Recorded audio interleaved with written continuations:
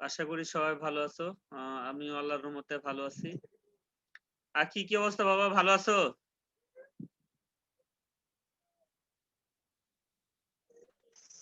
আলহামদুলিল্লাহ ভালো স্যার। আপনি কেমন আছেন?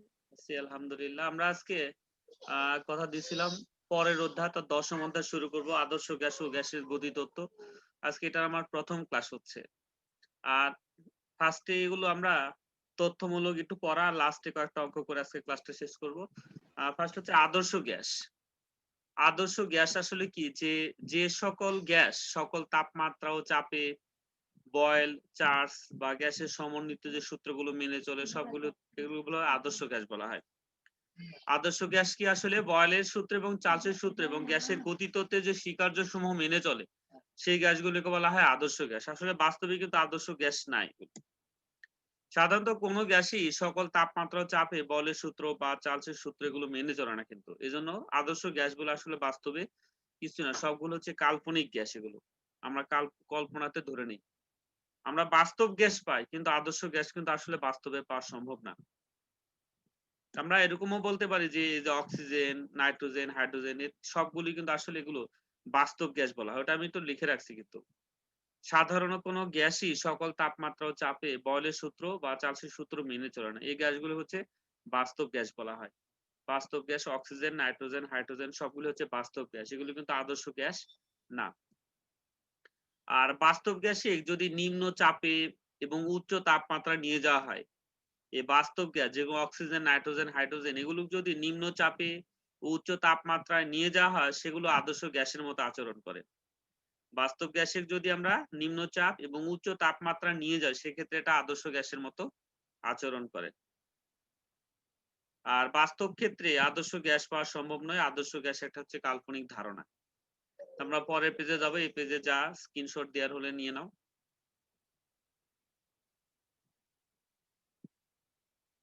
আদর্শ গ্যাসের বৈশিষ্ট্য। আদর্শ গ্যাসের বৈশিষ্ট্য আমি এরকম লিখতে পারি যে স্থির তাপমাত্রায় চাপ ও আয়তন এর গুণফল একটি ধ্রুবক রাশি। যদি স্থির তাপমাত্রা পিভি বনাম পি এর লেখচিত্র অঙ্কন করা হয় তাহলে এক্স অক্ষের সমান্তরাল হয়। এটা আমরা দেখব। আমরা এই লেখচিত্র আকারে দেখবো। এটা আছে আমরা পরে বলে আপু, অঙ্কন। বলো বাবা, অঙ্কন কিছু বলবা? অঙ্কন স্যার কিছু না। ওকে। আমরা এগুলো আসলে যে বৈশিষ্ট্যগুলোর কথা বলা হচ্ছে এগুলো আমরা পরে লেখচিত্র আকারে দেখাবো। ২ নাম্বারটা হচ্ছে যে স্থির তাপমাত্রায় আদর্শ গ্যাসের আয়তনের পরিবর্তন হলেও অভ্যন্তরীণ শক্তির কোনো পরিবর্তন হয় না কিন্তু। স্থির তাপমাত্রায় আদর্শ গ্যাসের আয়তনের পরিবর্তন হলেও অভ্যন্তরীণ শক্তির কোনো পরিবর্তন হয় না। অর্থাৎ আদর্শ গ্যাসের ক্ষেত্রে কিন্তু ডিই ডিভাইডেড বাই ডিভি এটা কিন্তু অবশ্যই 0 হয় তাপমাত্রা স্থির থাকলে।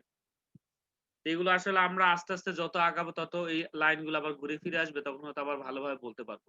কিন্তু আমাদের এগুলো মনে রাখতে হবে বলে আগে দিয়ে দিলাম।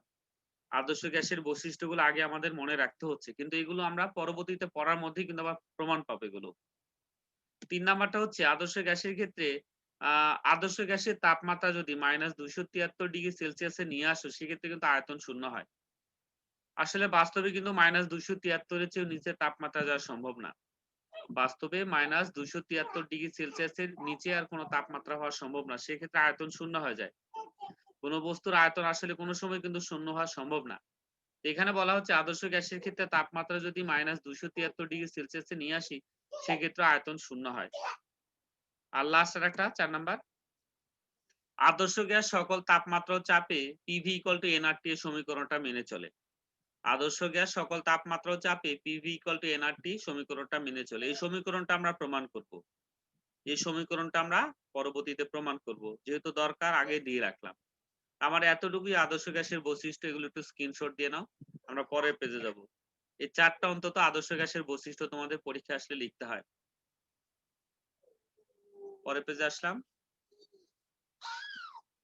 বাস্তব গ্যাস। বাস্তব গ্যাস কি আসলে আমি এর আগেও বলে আসছিলাম যে প্রকৃতিতে প্রাপ্ত সকল গ্যাস হচ্ছে বাস্তব গ্যাস। প্রকৃতিতে প্রাপ্ত সকল গ্যাস হচ্ছে বাস্তব গ্যাস। বাস্তব গ্যাসের তাত্ত্বিক বা কল্পিত গ্যাস নয় এগুলো। বাস্তব গ্যাস আমরা সবগুলো আসলে বাস্তবে যেগুলো ইউজ করি। আমরা সাধারণত বাসাবাড়িতে যে গ্যাসটা ইউজ করি এটা কিন্তু আসলে বাস্তব গ্যাস। এগুলো প্রকৃতিতে পাওয়া যায় এগুলো। বাস্তব গ্যাস অক্সিজেন, হাইড্রোজেন, নাইট্রোজেন সবগুলি কিন্তু বাস্তব গ্যাস এগুলো। এটা আদর্শ গ্যাসের মতো এগুলো আচরণ করে না। বাস্তব গ্যাসের বৈশিষ্ট্য এরকম যে বাস্তব গ্যাসের অণুগুলো নিজেরা ও পাত্রের দেওয়ালের সাথে সংঘর্ষ ঘটায় তা সম্পূর্ণ স্থিতিস্থাপক নয়। স্থিতিস্থাপক অস্থিতিস্থাপক এগুলো আরো ভালোভাবে আমরা জানবো হচ্ছে সেকেন্ড পার্টের একটা অধ্যায় আছে। আহ আধুনিক পদার্থবিজ্ঞানের মধ্যে স্থিতিস্থাপক অস্থিতিস্থাপক সংজ্ঞাগুলো আরেকটু ভালোভাবে বুঝবো। বাস্তব গ্যাস কিন্তু সম্পূর্ণ স্থিতিস্থাপকতা দেখায় নাই, অর্থাৎ সংঘর্ষের পূর্বের মোট শক্তি সংঘর্ষের পরের মোট শক্তি এগুলো কিন্তু সমান হয় না, আলাদা আলাদা হয়। ২ নাম্বার যে সকল বাস্তব গ্যাস ভ্যান ডার ওয়ালস সমীকরণ এটা আমরা পড়বো, অর্থাৎ পি প্লাস বাস্তব গ্যাসের যে ইকুয়েশনটা এটা আসলে কিন্তু মেনে চলে। সকল বাস্তব গ্যাস এই ভ্যান ডার ওয়ালস ইকুয়েশনটা এটা মেনে চলে। এটা আসলে পিভি ইকুয়াল টু এনআরটি থেকে আমরা লিখছি। PV equal to nRT equation থেকে কিন্তু এটা আমরা লিখছি। এটা বাস্তব গ্যাসের সমীকরণ বা ভ্যান ডার ওয়ালস সমীকরণ বলা হয়। ভ্যান ডার ওয়ালস সমীকরণ বলা হয়। লাস্ট আরেকটা লাইন দরকার, সেটা হচ্ছে বাস্তব গ্যাস পরম শূন্য তাপমাত্রায় নেওয়া সম্ভব নয়। বাস্তব গ্যাসকে আমরা পরম শূন্য তাপমাত্রায় নিয়ে যেতে পারবো না। আমরা এটাও শেষ করতেছি, আমরা পরের পেজে যাব, স্ক্রিনশট দিয়ে নাও। মূল পড়ায় আস্তে আস্তে ঢুকতেছি আমরা। যে নিম্ন চাপে বাস্তব গ্যাস আদর্শ গ্যাসের মতো আচরণ করে কেন, অথবা কোন কোন শর্তে বাস্তব গ্যাস আদর্শ গ্যাসের মতো আচরণ করে। কোন কোন শর্তে বাস্তব গ্যাস আদর্শ গ্যাসের মতো আচরণ করে। আর কোন আবদ্ধ পাত্রে কোন বাস্তব গ্যাসকে নিম্ন চাপে রাখার অর্থ, আমরা যদি কোন একটা পাত্রকে আবদ্ধ অবস্থায় রাখি, অর্থাৎ সিলিন্ডারে কোনো গ্যাসকে আমরা যদি রাখি তাহলে নিম্ন চাপে রাখার অর্থ হচ্ছে কি আসলে এরকম কথা বলতে হয় যে আবদ্ধ পাত্রের অণুর সংখ্যা খুব কম থাকে। ২ নাম্বার যে গ্যাসের আন্তঃআণবিক দূরত্ব সেক্ষেত্রে কিন্তু কম হয়। কোনো আবদ্ধ পাত্রে কোনো বাস্তব গ্যাসকে নিম্ন চাপে রাখার অর্থ হলো সেক্ষেত্রে গ্যাসের অণুর সংখ্যা নির্দিষ্ট থাকে এবং কম থাকে, এবং গ্যাসের আন্তঃআণবিক দূরত্ব কিন্তু কম থাকে, অর্থাৎ গ্যাসগুলো কাছাকাছি থাকে, দূরত্ব বেশি হয় না। সাধারণত গ্যাসকে যতই জায়গা দিবা ততই জায়গা দখল করবে, কিন্তু যত বড় পাত্রে রাখা হোক না কেন গ্যাসগুলো সম্পূর্ণ পাত্র দখল করে থাকবে। কিন্তু যত আয়তন ছোট করবা গ্যাসগুলো তত কাছাকাছি আসবে এবং আন্তঃআণবিক দূরত্ব কিন্তু সেক্ষেত্রে খুব কম হবে। আমরা এভাবে লিখতে পারি যে প্রথম কারণটির জন্য বাস্তব গ্যাসের অণুগুলির মোট আয়তন পাত্রের আয়তনের তুলনায় নগণ্য হয়ে পড়ে। প্রথম কারণটা যে আবদ্ধ পাত্রে যদি গ্যাসগুলো রাখা হয় তাহলে সম্পূর্ণ গ্যাস মিলে যে আয়তনটা এই পাত্রের আয়তনের তুলনায় কিন্তু খুবই নগণ্য, ছোট হয়ে পড়ে। আর দ্বিতীয় কারণটির জন্য বাস্তব গ্যাসের আন্তঃআণবিক বল নগণ্য হয়ে পড়ে, ফলে নিম্নচাপে বাস্তব গ্যাস আদর্শ গ্যাসের মতো আচরণ করে। যাক, এগুলো আসে না, এগুলো শুধু দেওয়া, এগুলো কিন্তু পরীক্ষায় আসে না, শুধু দিচ্ছি জানার জন্য এগুলো। আমরা পরের পেজে আসতেছি। আমরা গ্যাসীয় সূত্রের মধ্যে আসতেছি, ফার্স্ট পড়া যেটা পরীক্ষায় আসে। বলের সূত্র সবাই হয়তো জানো, আমরা বলের সূত্রে আসবো আজকে। আগে গ্যাসীয় সূত্রটা আমরা দেখে নিই যে গ্যাসের ৩টি চলরাশি থাকে, তাপমাত্রা, চাপ আর আয়তন। গ্যাসের ৩টা চলরাশি, একটা হচ্ছে তাপমাত্রা, চাপ ও আয়তন। এর যে কোনো একটিকে স্থির রেখে অন্য দুটি রাশির মধ্যে একটা সম্পর্ক নিয়ে আসা যায়, যাদেরকে গ্যাসীয় সূত্র বলা হয়। তাপমাত্রা, চাপ এবং আয়তনের মধ্যে যে কোনো একটা স্থির রেখে অন্য দুটার মধ্যে সম্পর্ক নিয়ে আসা যায়, এটাকে বলা হয় গ্যাসীয় সূত্র। আমরা প্রথমে হচ্ছে বয়লের সূত্র। আমরা প্রথমে বলবো হচ্ছে বয়লের সূত্র নিয়ে কথা বলবো। বয়লের সূত্র হচ্ছে কত, ১৬৮২ সালে বিজ্ঞানী রবার্ট বয়লের সূত্রটা প্রকাশ করেন। ১৬৬২ সালে বিজ্ঞানী রবার্ট বয়েল এই সূত্রটা প্রদান করেন। সূত্রটা এরকম, তাপমাত্রা স্থির থাকলে কোনো নির্দিষ্ট ভরের গ্যাসের আয়তন তার উপর প্রযুক্ত চাপের ব্যস্তানুপাতিক। তাপমাত্রা স্থির থাকলে কোনো নির্দিষ্ট ভরের গ্যাসের আয়তন তার উপর প্রযুক্ত চাপের ব্যস্তানুপাতিক। আমরা ইকুয়েশন আকারে এখানে লিখতে পারি এভাবে যে স্থির তাপমাত্রায় নির্দিষ্ট ভরের কোনো গ্যাসের উপর যদি পি চাপ প্রয়োগ করা হয় এবং এর আয়তন যদি ভি হয় তাহলে আমরা এই ভি ইকুয়াল টু ভি সমানুপাতিক 1/পি লিখতে পারবো।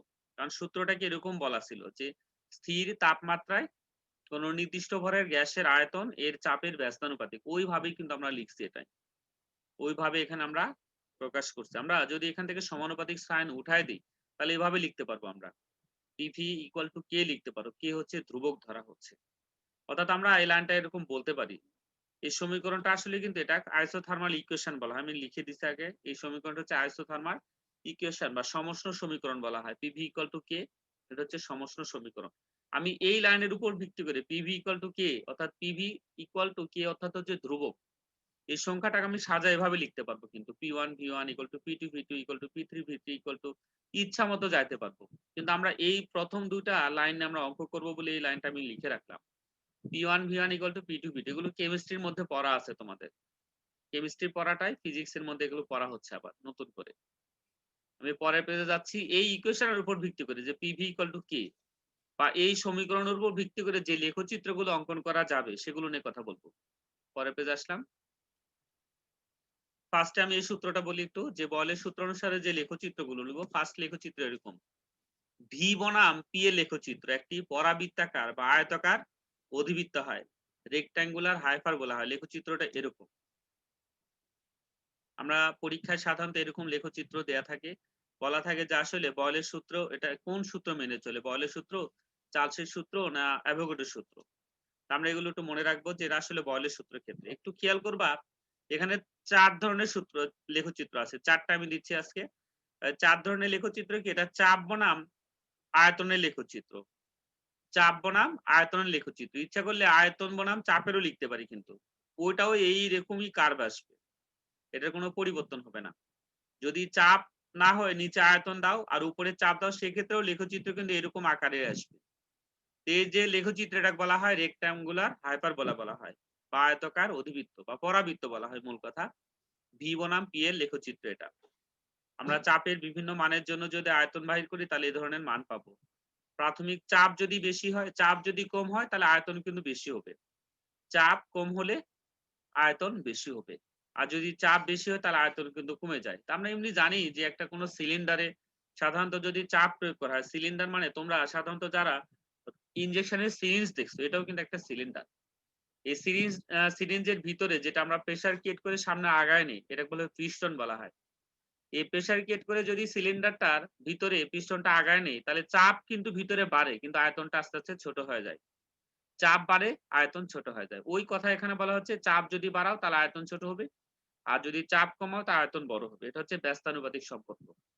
2 নাম্বার যেটা, সেটা হচ্ছে 1 ডিভাইড বাই ভি বনাম পি এর লেখচিত্র একটি মূল বিন্দুগামী সরলরেখা হয়। কিন্তু 1 ডিভাইড বাই ভি বনাম পি এর লেখচিত্র এরকম মূল বিন্দুগামী একটা সরলরেখা হয়। আমি তাপমাত্রা, বিভিন্ন তাপমাত্রার জন্য 3 ধরনের একটা লেখচিত্র দিচ্ছি। তাপমাত্রা যত বেশি হবে এই লেখচিত্রটা এরকম তত খাড়া হবে। তাপমাত্রা যত বেশি হবে লেখচিত্রটা তত খাড়া হবে। তাপমাত্রা যত কমতে থাকবে লেখচিত্র এরকম আস্তে আস্তে ঢালু হতে থাকবে, অর্থাৎ এক্স অক্ষ বরাবর চলে আসবে। তাপমাত্রা যত কমতে থাকবে লেখচিত্রটা এক্স অক্ষের দিকে তত ঢালু হয়ে আসবে, আগায় আসবে। তাহলে একটু এটা মনে রাখবা, এটা হচ্ছে চাপ বনাম 1 ডিভাইড বাই ভি এর লেখচিত্র। এটা চাপ বনাম 1 ডিভাইড বাই ভি এর লেখচিত্র। লেখচিত্র কিন্তু অবশ্যই দরকার, একটা এমসিকিউ এখান থেকে আসেই। এই লেখচিত্র নিয়ে এমসিকিউ আসে এখান থেকে। আমরা 3 নম্বরে যাচ্ছি পরের পেজে। আমরা এর আগে করছিলাম কি 1 ডিভাইড বাই ভি বনাম পি এর লেখচিত্র করছিলাম। 1 ডিভাইড বাই ভি বনাম পি এর লেখচিত্র। আমরা এবারে কিন্তু উল্টা করতেছি। 1 ডিভাইড বাই পি বনাম ভি এর লেখচিত্র। আগেরটা করছিলাম 1 ডিভাইড বাই ভি বনাম পি এর। 1 ডিভাইড বাই ভি বনাম পি এর লেখচিত্র করছিলাম। এবার হচ্ছে 1 ডিভাইড বাই পি বনাম ভি এর লেখচিত্র। এরকম আসবে। আগেরটায় কোনো পরিবর্তন নাই। আমি এখানে মনে হয় একটু ভুল করছি, এখানে পি দেওয়ার দরকার ছিল। এখানে পি দেওয়ার দরকার ছিল। সরি, ভি দেওয়ার দরকার ছিল। এখানে ভি আর এখানে পি হওয়ার কথা ছিল। আমি একটু স্টপ শেয়ার করে একটু সাইজ করে নিচ্ছি, ঠিক করে নিচ্ছি। ওকে, আমরা যে কথা বলতেছিলাম যেটা আসলে যে লেখচিত্রটা আঁকাছিলাম যে 1 ডিভাইড বাই ভি বনাম পি এর লেখচিত্র, এটাও কিন্তু আগের মতোই। 2 নাম্বার যে লেখচিত্রটা করছিলাম তার মতোই, কিন্তু এটা কোনো পরিবর্তন নাই। আর লাস্ট আর একটা 4 নাম্বার যেটা, সেটা হচ্ছে এইটা। যদি পিভি বনাম পি এর লেখচিত্র নাও, পিভি বনাম পি এর লেখচিত্র, তাহলে কিন্তু এরকম এক্স অক্ষের সমান্তরাল হয়। যদি আমরা পিভি বনাম পি এর লেখচিত্র নেই, পিভি বনাম পি এর লেখচিত্র কিন্তু এরকম এক্স অক্ষের সমান্তরাল হয়। যত তাপমাত্রা বেশি হয় তত কিন্তু এটা উপরে থাকে। তাপমাত্রা কমতে থাকলে আসলে এক্স অক্ষের দিকে আগায় আসে টোটাল। তাপমাত্রা যত নিম্ন তাপমাত্রার ক্ষেত্রে নিবা সেক্ষেত্রে তত এক্স অক্ষের কাছাকাছি থাকবে। তাপমাত্রা বাড়ালে আস্তে আস্তে তাপমাত্রা বাড়ার সাথে সাথে এটা এক্স অক্ষ থেকে দূরে সরে যায়। তাহলে এই লেখচিত্র 4টা লেখচিত্রটা মনে রাখার দরকার। যদি এরকম পিভি বনাম পি এর লেখচিত্র হয় তাহলে এরকম হয়। এখানে পি বনাম 1 ডিভাইড বাই ভি এর লেখচিত্র, বা 1 ডিভাইড বাই, সরি, এপারে 1 ডিভাইড বাই ভি দিতে পারো বা পি দিতে পারো, যেইভাবে দাও এরকম লেখচিত্র আসবে। আরটা তো আমরা জানি পি বনাম ভি এ যদি শুধু লেখচিত্র নাও তাহলে এটা মূল বিন্দুগামী একটা রেক্টাঙ্গুলার হাইপারবোলা হয় বা পরাবৃত্তাকার হয়। এই চারটা অবশ্যই একটু মনে রাখবা। আমরা এর উপর থিম করে যেগুলো পাচ্ছি পরের পেজে আসলাম। আমরা একটা অঙ্ক করতেছি। সরি, অঙ্ক না, আগে এই প্রমাণটা একটু দেখে নিই। ফু দিয়ে একটি বেলুন ফুলানোর ঘটনা বলের সূত্রের সাথে সামঞ্জস্যপূর্ণ কিনা। আমরা এনু বলছিলাম যে আসলে ফু দিলে কিন্তু ভিতরের চাপও বাড়তিছে, আয়তনও বাড়তিছে। তোমরা একটা বেলুন যদি জন্মদিনে বেলুন ফুলাও, তোমরা যদি ফু দাও ভিতরে তো চাপ বাড়ার কথা। ফু দিলে চাপ বাড়তিছে উইথ আয়তনও বাড়তিছে। তাহলে কিন্তু আসলে বলের সূত্র কিন্তু এখানে ফলো হচ্ছে না। বলের সূত্র কিন্তু ব্যতিক্রমী রূপ চলে আসছে। কিন্তু আসলে বলের সূত্রে কিন্তু বলা ছিল যে আসলে তাপমাত্রা এবং ভর স্থির রাখতে হবে। আমরা যে ফু দিচ্ছি ভিতরের ভর কি স্থির থাকে? সেক্ষেত্রে ফু দিলে কিন্তু ভিতরে ভর আর ঠিক থাকে না। ভিতরে ভরটা ক্রমাগত বাড়তে থাকে। ওই কথাটা এখানে বলতে হবে এরকম।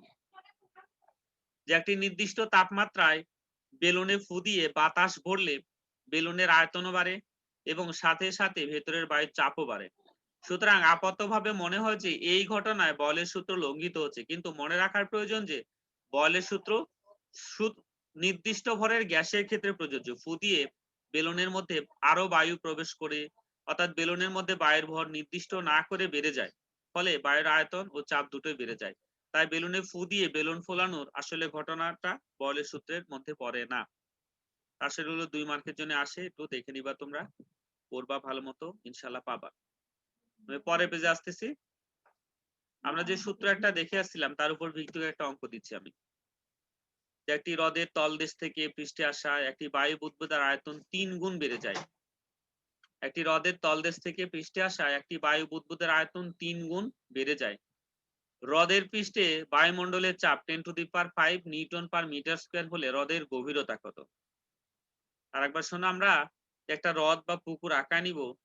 পুকুরের তলদেশ থেকে একটি বাতাস বুদবুদ বা বায়ু বুদবুদ পৃষ্ঠে ফিরে আসছে। সেক্ষেত্রে আয়তন তলদেশে যা ছিল পৃষ্ঠে আসাতে আয়তনটা 3 গুণ হয়ে আসছে। আমি এরকম যদি চিত্র আঁকাতাম, আমি হ্রদের তলদেশে এরকম একটা আয়তন নিয়ে নিছিলাম, এটা বায়ু বুদবুদ ধরে নিলাম। এর আয়তন আমি ধরে নিলাম V1। এই তলদেশের আয়তন হচ্ছে V1। যদি পৃষ্ঠে নিয়ে আসো, মানে এই জায়গায় আসে, সেক্ষেত্রে আয়তনটা হয়ে যাচ্ছে কত? এরকম 3 গুণ হয়ে যাচ্ছে। তলদেশ থেকে পৃষ্ঠে আসা আয়তন হয়ে গেছে 3 গুণ। আরো একটা তথ্য দেয়া আছে, খেয়াল করে, আমি কিন্তু নিচেটায় 1 দিয়ে প্রকাশ করছি। এই গভীরতা যেটা ছিল 1 দিয়ে প্রকাশ করছি, আর যেটা পৃষ্ঠে আছে তা 2 দিয়ে প্রকাশ করছি।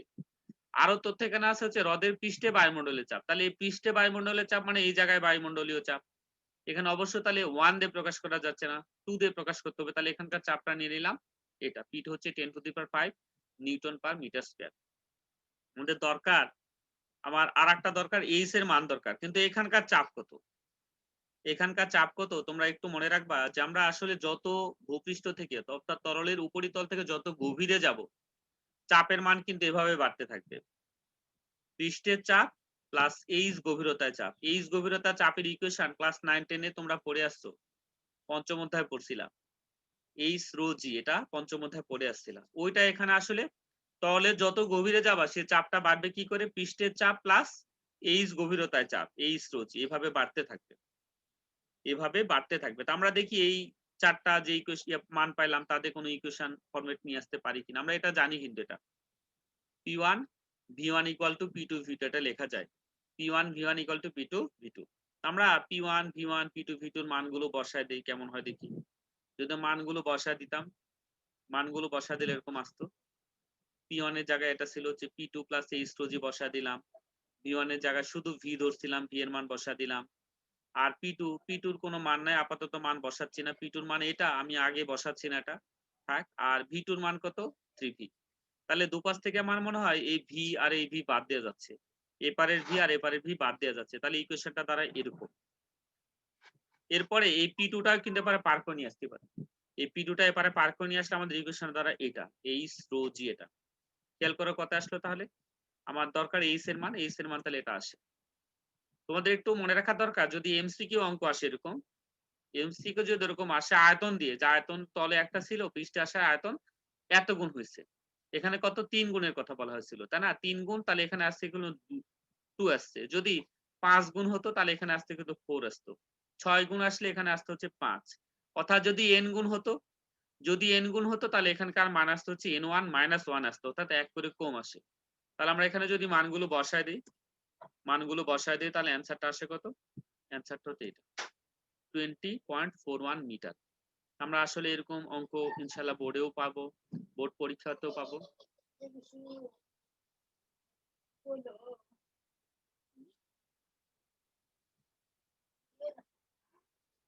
কথা বলো ওর সাথে। তাকে আমরা আরেকটা অঙ্কে আসি, এই অঙ্কটা তোমরা করবা, দেখি কয়েকজন করো, দেখি লাবণ্য করো তো বাবা, করো এটা দেখি, অদিতি করো তো বাবা। আসলো কারো অঙ্কন? অদিতি স্যার করতেছি আরেক।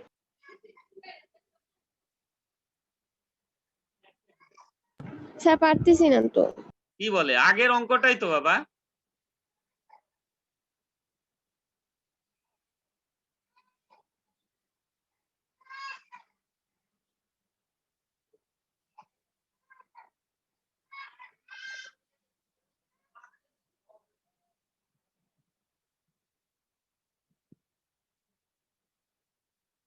লাবণ্য করতেছ? জি স্যার করতেছি।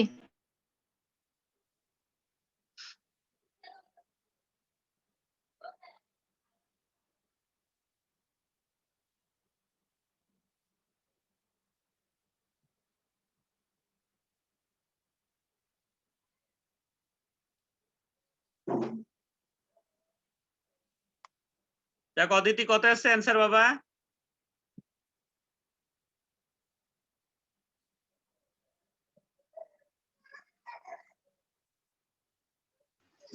স্যার 91.83। ওকে, 91.83 বা 84 ধন্যবাদ আছে। আর যারা এখনো এটা হ্যাঁ বুঝো নাই, যারা এখনো বোঝে না তাদের জন্য চিত্রটা তোমাদের না আঁকালেও হবে, চিত্র যে আঁকাতে হবে তা না, শুধু একটু মনে রাখার দরকার যে আমি নিচের যে আয়তনটা সেটা কিন্তু V1 দিয়ে প্রকাশ করতেছি, তাহলে পৃষ্ঠে আসা যে আয়তনটা সেটা কিন্তু V2 দিয়ে প্রকাশ করতে হবে। তাহলে যেহেতু এখানে V2 দিয়ে প্রকাশ করছি, তাহলে পৃষ্ঠের চাপ যেটা সেটা P2 দিয়ে প্রকাশ করতে হবে, তাই না? আর এই P1টা হবে কি পৃষ্ঠের চাপ প্লাস এইচ রোজি, সবসময় এই ধরনের হয় এখানে। আমি ওটাই কিন্তু সবগুলো লিখছি এখানে, চিত্র আগের মতো করে শুনে এখানে যেহেতু 10 গুণ ছিল 10 দিয়ে দিছি, আর সূত্রটা আগের মতোই, সূত্র ওইটাই P1 V1 = P2 P2। মানগুলো বসা দিলাম, দুপাশ থেকে ভিভি বাদ যাচ্ছে, তাহলে P2 = আসে কত? এটা আমরা মান যদি এখানে বসায় নিই তাহলে আমাদের এবারে 9 আসতেছে। খেয়াল করো কিছুক্ষণ আগে কথা বলছিলাম একটা, যে এইখানে যা হবে 10 গুণ হলে তাহলে এখানে 9 আসবে, এখানে যদি 14 গুণ হয় তাহলে এখানে 13 আসবে, মানে এক কম করে আসতেছে। যদি n গুণ হতো তাহলে এখানে n-1 আসতো। তাহলে মানগুলো যদি বসায় দিই অ্যান্সারটা আসে। আমরা আজকে আর এত দূর আগাচ্ছি না। আজকে অনেকেই আমাকে রিং করছিল দুইজন যে আজকে আমি ক্লাস করব না স্যার, সেজন্য ক্লাসে আজকে বেশি দূর আগায় নিইনি, একটু ছোট্ট করে ক্লাস নিয়েছি, যেহেতু নিতেই হতো। এজন্য আজকে এই পর্যন্ত রাখতেছি। ইনশাল্লাহ সবাই ভালো থাকবা, সুস্থ